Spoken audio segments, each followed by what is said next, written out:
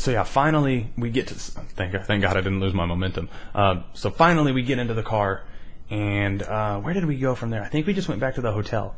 I feel like we went somewhere else. I think we went to pick up weed or some, I don't know. I feel like we stopped somewhere else, but eventually we get back to the hotel, and by this time it's like 8 o'clock, but the sun's still up. And it's like 8 o'clock, and around 9, Owen decides he's gonna go home, and Jason decides to go with him. And I remember as soon as they walk out, me and Lynn just look at each other and we're just like, ah, like fucking God, like. And I don't even know why we did that. I mean, I love Owen, that's my boy, and of course Jason's way cool too. But just something about like being less around people was very nice. So they get out of the hotel room, and we're just like, okay, we just need to fucking chill.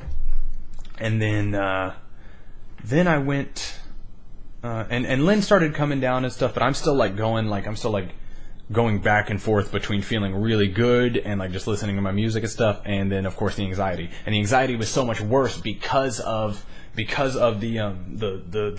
anxiety I had been having before, and my chest was already all fucked up. So the anxiety was just giving me worse anxiety, and it was exponential anxiety attacks that were just building on top of each other. So I was just trying to get moments in between the anxiety to give my body time to rest. And so, and you know, I had my Valium and stuff, but I don't like the idea of taking artificial substances on psychedelics, because it's almost like disrespectful, and I get the feeling it would just make the trip worse. So I smoked some dab, and speaking of which, I think I might load some dab now. So I just smoked some dab, and it was nice. I mean, for the most part. And then I just relaxed for a second, and I realized like I'm definitely still buzzing pretty hard. And I just, for some reason, I thought I was going to come down because of the fact that they had left. And just that feeling was enough to give me the refreshment I needed. And then Carly called. Carly texted me, and she was like, "Hey, it's going to be dark, and my boyfriend's not going to be able to make it. You think I could just chill at the hotel for a while, and you could walk me home?" And her the smoke shop she worked at was like, I don't know, it was like a 15-20 minute skate down the road. It was on the same road, Pacific Highway. And hold up, let me see if I got anything in this. I can't get it. Oh, that's clogged. That's not. I'm gonna have to use my dapper piece. So I get down the road, and hold on, where the fuck is that lighter? Oh, here it is.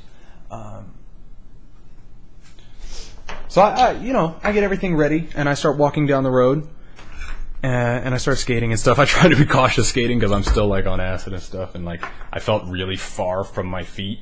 Like my head felt really far from my feet. Like I didn't feel high in the sky, but my feet felt very far away for some reason. So I was like, I just gotta be careful with the skating, and I only skated like on smooth concrete surfaces, and I would just walk right the rest. But it was cool. I made it there, and just having just the skating to do and having something external to do with my body was enough to relax me a lot. And by the time I got to Carly's, shit, I'm sorry if that's way loud.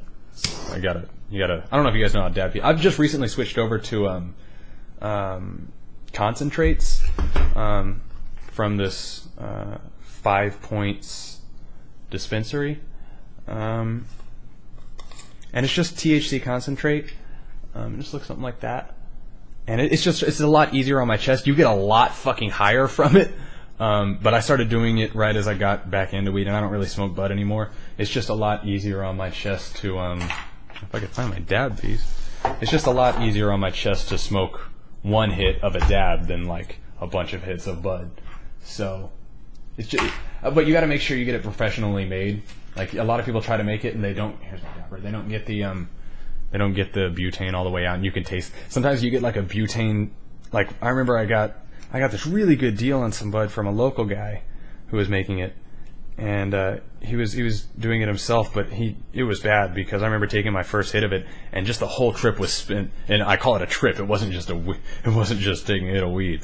Like I was fucking out there. I just remember just coming to in front of my bathroom, just like trying to rinse my face with water, just coughing, and like the coughing was just making the coughing worse. Like it wasn't satisfying anything. It was just like every cough irritated the throat more, so you had to cough again. It was just, I felt like I was gonna suffocate. So you got to be careful with dabs. You got to make sure you get it professionally made and get that butane all the way out of it. Or you don't even want to make it. You don't want them to make it with butane. Something about the butane. You don't want anything to do with butane. So I've just been switching over to dabs. It's a little more out of the way, and it's not as enjoyable of a ritual when it comes to smoking.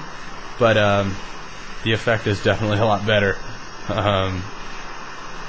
Anyway, so where was I with the trip? So yeah, I went to go pick Carly up, and by the time I get in there, like my anxiety had calmed down quite a bit. But just seeing Carly and being in like that dark smoke, I don't know if you've ever been to a smoke shop, but they're typically set up to be very psychedelic-y, and they have music playing and all that, and they try to keep the lights low and stuff. And it was dark. It was getting dark outside, and again, I'm at least 5,000 miles from home, and so the anxiety started setting in pretty fast, and I'm around my first love, and I'm just trying to keep it all together, and I didn't want her to know I was on acid. I mean, but I let her know pretty. I knew pretty off the bat that I wasn't going to be able to not come off as a little high, so I let her know right off the bat that I'm still coming down on acid, and I think she was acting a little weird because of that. I don't know. But we walked. Hold on, let me take this hit.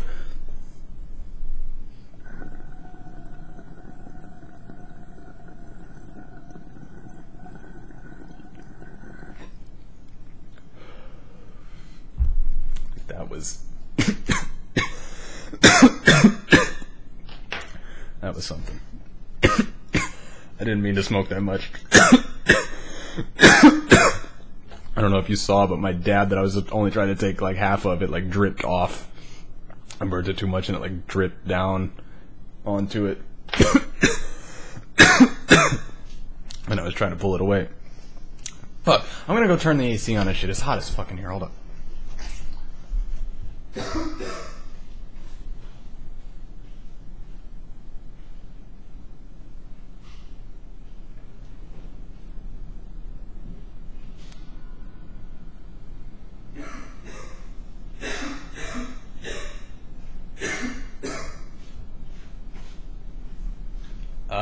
I'm gonna get some water too.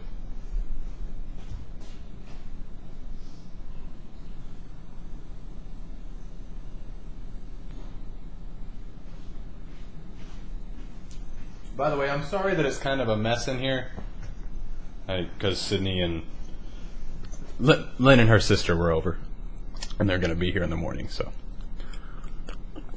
they make the place a mess. So I'm not gonna bother cleaning it. So anyway, Carly and I started walking. We started walking back. We closed down the shop and stuff, and we smoked a little. Damn, my hair looked like Conan for a second or something. I gotta do something about that. Where's my hat? Deal with it. So we started walking back after we closed up the shop, and we smoked like a dab together, and then we started walking back towards the hotel, and we decided to stop at like McDonald's to get her some food or whatever. I needed some water anyway. And so we chilled at McDonald's, and then we went out, and she smoked a cigarette, which I do not advocate, Carly. Please stop that. Those hurt people. Please stop smoking cigarettes. But she went out, and we smoked a cigarette out there, and we met a bum. His name was Ron, and he told us about the strokes he's had. And I felt very bad for him, especially because I was on acid. But, I always try to like talk to them and ask them their name and tell me a little bit about yourself, Ron. And it was just a nice exchange at the end of the day. I mean, he's a bum. He's lived a hard life recently. But I mean, especially these days, there's a big difference. I try to put a difference between bum and homeless people these days, because you don't know who you're going to run into a lot of the time these days. Because your homeless person today was a perfectly employed guy. I mean, I'm more so referring to specifically in America. Your homeless dude today was a perfectly employed, happy guy with a bright future ahead of him 5 years ago. You know what I'm saying? But America happened. So you got to be careful with all the shit that's like been happening since 2008. You can't just assume everybody who you see that's homeless is like somebody who like fucked up. You know what I'm saying? And they're just like a bad person, because they're not. And so I met Ron.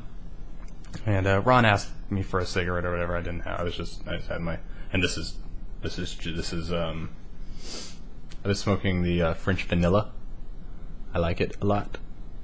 And but yeah, these are nicotineless. It's just flavored vapor.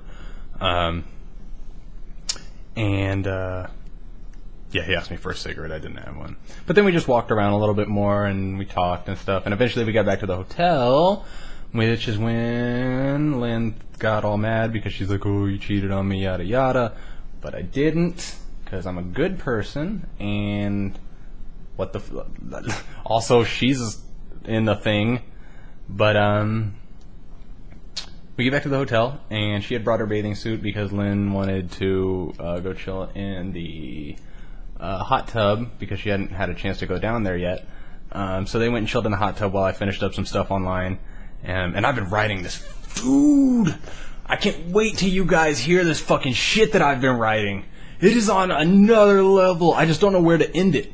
Like, I have a bunch of... I'm trying not to talk shit about, like, videos I'm going to make because I almost never end up doing it in the time that I said I'm going to. But feeling pretty good this time. I got some shit, and I hope you guys like it a lot. I mean, by you guys, I mean like the 4 people left who watch my fucking videos. But I mean, at the end of the day, I like T2's method of just like uploading and uploading and uploading. And even Tech does it. I like the idea of just continuing to produce and produce regardless of who gives a shit, because that seems to work. I think the foolproof way, I think the best route to success in anything is to just never stop and just keep doing things forever. And like, even when nobody's around to give a shit, just fucking keep doing you. So anyway, I was back in the hotel. I was just, I wish I could give you like a little, can I? No, I'm gonna save it. But you guys are, the 4 people left watching this are in for some fucking shit. Oh my god, Elysian is on another, I don't even know what's been happening to me over the last like 2 years or so, but I've been working on this piece since I got to the hotel. When I was switching places to live when that shit happened to me. So that was like since October, but I've been working on this piece that's like, it's up to like 5-6 minutes now. It's just an acapella, but like the rhymes are fucking insane. Like, I don't even know how I'm doing it. It's just like, it's like a superpower, and it feels really crazy. I just wake up, like, the worst is like, I have rhyme schemes come to me while like I'm in the shower. But not only that, but I have like, I'm gonna do like Ritz's Make Waves verse, which I already have down. I had that down like the second day it came out because it's like the best verse ever. But I want to do a bunch of Ritz's freestyles, like the Backroom one, and then do a lot of. I learned how to do Cess Cruise for nothing. The where they do the I was stuck in the coffin. That'd be where they like echo each other, and that's hard to cover because it like fucks with your brain. But I got it down, and I can do it almost every try now. But it's very difficult to go all the way through, especially when. On Yubi's verse, he does this long, spreading in verbal virus, causing or something like that. It's fucking. He does this one long ass bar where it's like, yeah, I don't know if you've heard. This doesn't make any sense if you haven't heard it, but it's pretty fucking crazy. So I want to do that, and that's cool. But I'm really pissed because on the Real Tech 9, the forum, they put this lady up here on the front page, which is fucking bullshit, because she was friends of mine for a while, but her name is like Cindy Slim or something like that, and they put her on the front page just for doing a bunch of tech covers. And I went, and like, I'm sorry, Cindy, if you see this, but you're not very good. Yeah, feature. Her name is Nina Bianca. Be killing these strange music covers. And they just linked a bunch of this hot girl doing like, see, I think it's because I don't have tits, but I got real bitter over this.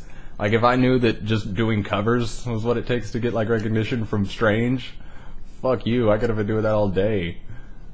I just try to put, like, you know, my own stuff in between it all. But this girl just does these shit-ass covers, and they put them all, and all of them are covers I've done, too. But she's not, she doesn't suck, I mean, she's better than most, but, like, definitely not up to like text level, which is something I try to match when I'm covering his song. Anyway, that's just me being mad bitter for a second. Let me just finish that. Fuck, where were we? I don't know. So yeah, let me stop this and go to the next video while I stop being bitter for a second.